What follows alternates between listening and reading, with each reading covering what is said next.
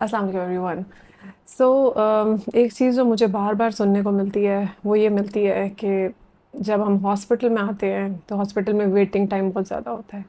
यानी कि आप अगर हॉस्पिटल आएँ तो 3-4 घंटे तो कहीं नहीं गए, चाहे आप छोटे से काम के लिए आएँ।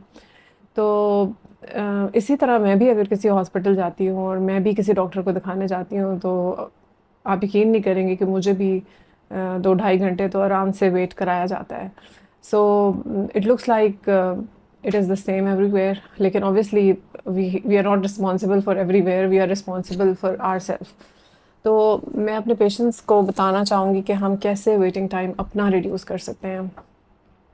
ऑब्वियसली विद टाइम आप और ज़्यादा बिज़ी होते जाते हैं and your work increases and time तो ऑब्वियसली हर पेशेंट को जितना चाहिए होता है उतना ही चाहिए होता है। टाइम पेशेंट टाइम आप रिड्यूस नहीं कर सकते।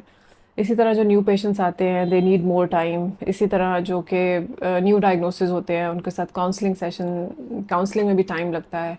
सो ये बहुत सारे फैक्टर्स होते हैं जो कि रिस्पॉन्सिबल होते हैं कि हमारे वेटिंग टाइम्स इंक्रीज़ हो सकते हैं। इसके अलावा हमारा जो है वो राउंड्स भी होते हैं, और अगर पेशेंट सिक हो जाए तो हमें कुछ अर्जेंट चीज़ें भी देखनी होती हैं। और इसके अलावा जो है कुछ मीटिंग्स भी होती हैं, कुछ एकेडमिक मीटिंग्स होती हैं, कुछ पेशेंट रिलेटेड मीटिंग्स होती हैं, कुछ ट्यूमर बोर्ड्स होते हैं जिसमें हम पेशेंट्स ही ऑब्वियसली डिस्कस कर रहे होते हैं। सो डॉक्टर्स रिमेंबर कि वो सिर्फ कंसल्टेशन नहीं कर रहे, they are doing a lot of other work. इस तरह हमारी रेडियोथेरेपी प्लानिंग भी होती है, जो हम रेडिएशन प्लान करते हैं, that is a lot of work as well. What I have decided कि जो मैं अपने असिस्टेंट्स को भी बताती हूँ, वो ये बताती हूँ कि सबसे पहले मेरी जो प्रायोरिटी होती है वो मेरे पेशेंट्स होते हैं। यानी कि ऐसे पेशेंट्स जो मेरे पास कीमोथेरेपी करा रहे हैं, जो मेरे पास रेडियोथेरेपी करा रहे हैं, they are sick, they are my responsibility. I have to see them first. I mean they should be prioritised because उनकी रिस्पॉन्सिबल मैं हूँ, and I have to make sure कि उनका ट्रीटमेंट अच्छे तरीके से हो, सक्सेसफुली हो, they don't have side effects, they don't they are not in pain. I should be available to them.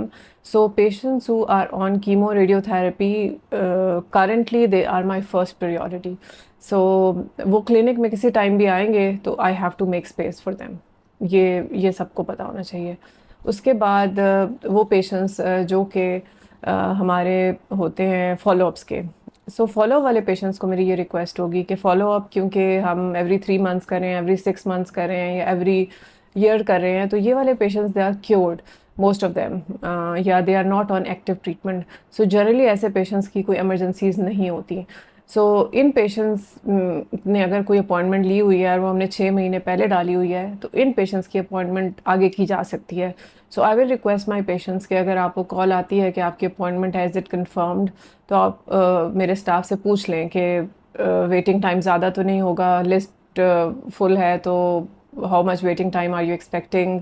और अगर आपको लगे कि the day is very busy, तो फिर आप उस अपॉइंटमेंट को अपनी आगे भी करा सकते हैं। सो मेरी प्रेफरेंस यही होगी कि जो फॉलोअप के पेशेंट्स हैं वो अपनी अपॉइंटमेंट्स, अगर बिजी डे है और मेरा स्टाफ उनको गाइड करता है, तो अपनी अपॉइंटमेंट्स आगे करा दें। और अगर कोई इमीडिएट कोई इमरजेंसी है उनको, तो ऑब्वियसली जो इमरजेंसीज होती हैं ऐसे पेशेंट्स को जो क्योर्ड होते हैं, वो कोई एक्यूट टॉन्सिलाइटिस या गैस्ट्रोएंटराइटिस या इस तरह की, पेट ख़राब हो गया, खांसी हो गई, तो इन छोटी छोटी जो है मेडिकल कंडीशंस के लिए वो अपने लोकल डॉक्टर को, या शिफा में बहुत सारी टीम ऑफ मेडिकल स्पेशलिस्ट बैठती है, उनको दिखा सकते हैं। सो उसके लिए उनको लाजमी मेरे पास आना और मेरी अपॉइंटमेंट लेना ज़रूरी नहीं है। इसके अलावा न्यू पेशेंट्स जो होते हैं वो जो अपॉइंटमेंट लेते हैं, obviously I see them on time. इसके अलावा अगर कहीं से न्यू पेशेंट्स की रिक्वेस्ट आती हैं तो I do cater them, because those are the patients who are in dire need of treatment, और they need proper guidance. Obviously I prioritise them as well. और लेकिन ऐसे पेशेंट्स जो मेरे पास सेकंड, थर्ड या फोर्थ ओपिनियन के लिए आ रहे हैं, जनरली मैं ऐसे पेशेंट्स को डिस्करेज करूँगी। तो मैं अपने स्टाफ को भी, मेरी यही रिक्वेस्ट होती है कि ऐसे पेशेंट्स जो कहीं और से ट्रीटमेंट करा रहे हैं और जो किसी और हॉस्पिटल के पेशेंट्स हैं, और जो मेरे पास सेकंड थर्ड फोर्थ ओपिनियन के लिए आ रहे हैं, who are not on active treatment with me, who are not in continuous treatment with me, they I will prefer them to go back to their treating oncologist. So patients who are getting their treatment for somewhere else, the best doctor to treat them is their primary oncologist. So don't rush here and there just for second third opinions, और I would prefer कि आप अपने primary oncologist को दिखाएं. So I always discourage second, third, and fourth opinions. Only if you are very interested in getting treatment for me, only then take my appointment. If you are just getting opinions and getting treatment somewhere else, you are coming to me just to check कि वो treatment सही है कि नहीं सही. So I would really request you कि आप मेरी appointment मत लें. और मैं अपने स्टाफ को भी ये कहती हूँ कि अगर इस तरह के कोई पेशेंट्स हैं जो इधर उधर ट्रीट हो रहे हैं, तो उनको कहें कि वो अपने ऑन्कोलॉजिस्ट के पास जाके ट्रीटमेंट कराएं. Because shifting a patient from another hospital, I don't encourage that. Keep following your own oncologist and they are the best people to guide you. हाँ, किसी को अगर मैंने कोई एक ओपिनियन दे दी है और उसके बाद वो मुझे फिर 6 महीने बाद या 3 महीने बाद आके दिखा रहे हैं and the treatment is being done somewhere else, तो ऐसे पेशेंट्स भी आई विल प्रेफर कि जहाँ वो ट्रीटमेंट करा रहे हैं वहीं जाएं. So it's basically message for all my patients के हम सब ने मिल के वेटिंग टाइम्स को डिक्रीज़ करना है. सो हम वेटिंग टाइम्स को कैसे डिक्रीज़ कर सकते हैं? हमारे कीमोथेरेपी और रेडियोथेरेपी वाले पेशेंट्स जो कि इस वक्त ongoing ट्रीटमेंट पे हैं, they are my first priority. They will never be declined an appointment. They can walk in. They will be never be declined an appointment. अगर वो walk in भी आएंगे, I will be there to see them. Even I have to sit there till 7 o'clock.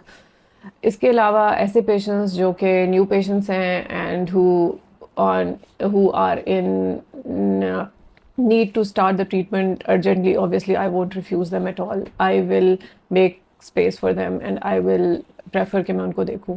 इसके अलावा वो patients जो कि follow up के हैं, उनसे मेरी रिक्वेस्ट होगी कि वो अपनी अपॉइंटमेंट्स रीशेड्यूल करा लें अगर वेटिंग टाइम बहुत ज़्यादा है तो. इसके अलावा ऐसे पेशेंट्स जो कि किसी दूसरे ऑन्कोलॉजिस्ट के पास ट्रीट हो रहे हैं और यहाँ पर सिर्फ ओपिनियंस के लिए आ रहे हैं, तो आई विल प्रेफर कि वो अपने ऑन्कोलॉजिस्ट को दिखाते रहें. और इसके अलावा अगर किसी ऑन्कोलॉजिस्ट ने स्पेशली रिक्वेस्ट किया कि हाँ आप रेडिएशन के लिए आएँ, क्योंकि रेडिएशन फैसिलिटी हर जगह मौजूद नहीं है. सो अगर ऑन्कोलॉजिस्ट आपके अपने प्राइमरी ऑन्कोलॉजिस्ट ने आपको स्पेसिफिकली मेरे पास रेफ़र किया है और रेफ़र किया रेडिएशन के लिए, तो definitely I will see you. और ऐसे पेशेंट्स जो रिपोर्ट्स चेक कराने आते हैं, रिमेंबर कि रिपोर्ट्स जब आप दिखाने आते हैं तो ऑब्वियसली अगर तो आपकी रिपोर्ट्स अर्जेंट हैं जिस पे ट्रीटमेंट शुरू होना है, तो I will make space for you any day you will come. लेकिन अगर आपकी रिपोर्ट्स जो हैं वो जस्ट फॉलो अप रिपोर्ट्स हैं, जस्ट रूटीन फॉलो अप की रिपोर्ट्स हैं, तो उसमें you generally I give my WhatsApp number, उस पर आप भेजें and I will give a response to you.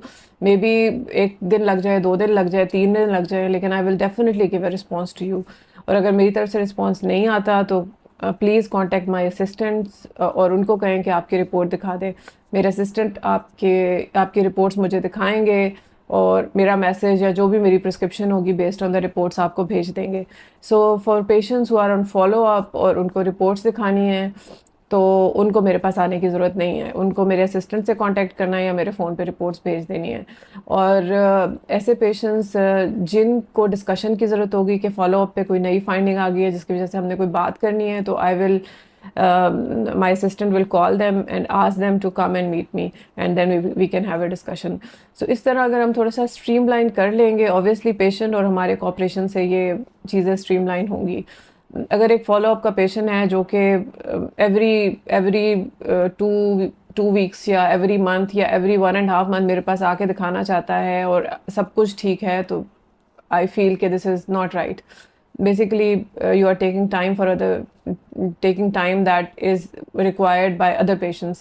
So अगर आप ठीक हैं और इसमें कुछ पेशेंट्स ऐसे होते हैं जिनको सिर्फ रीअश्योरेंस चाहिए होती है, तो उसमें जो मेरे रेफरल्स होते हैं, चाहे वो साइकोलॉजिस्ट को रेफरल है, चाहे वो साइकियाट्रिस्ट को रेफरल है, चाहे वो मेडिकल स्पेशलिस्ट को रेफरल है, तो प्लीज़ उन रेफरल्स जिनको मैंने रेफ़र किया उनके पास ज़रूर जाया करें, because they are they are they have expertise in solving your problem which is better than me.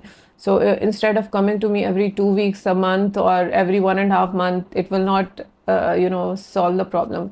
So if you are cancer free, you have to go to other doctors to get your problem solved.